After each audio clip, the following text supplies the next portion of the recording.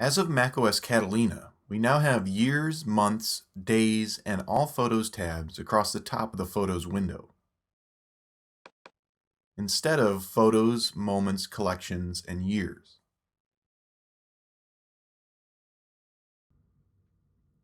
Previously, when you'd zoom out to the Collections and Years view, the photos would be compressed into a grid that still displayed all the photos. Now with the Years and Months views, we have a single photo or two that represent a specific year or month. Notice July 2018 has two photos displayed for it.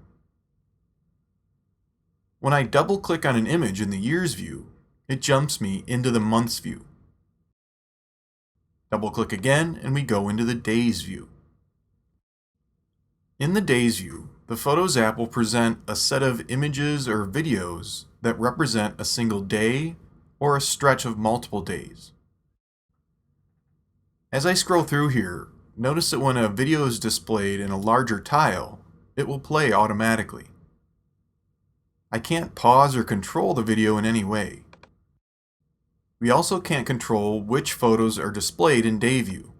The app does this all for us. Notice here that we have a stretch from August 6th to the 20th represented. Scroll down to May 2nd of this year, and several photos are displayed for just this single day.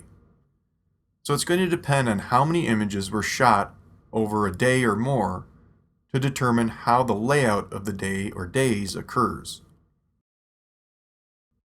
Double-click to fully open an image or video. In the upper right corner for some days, an ellipsis button is visible. Click on this and we can either view that day's photos on a map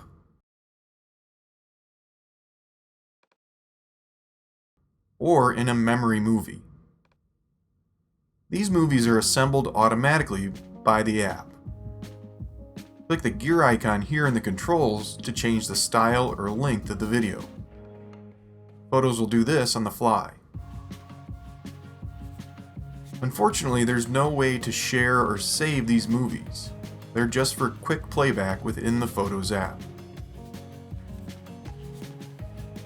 We're able to quickly jump to any of the View tabs using the View menu up here, or the keyboard shortcuts Command 1 through 3 for years, months, and days, or Command 4 to enter all Photos view, which we're going to cover in the next lesson.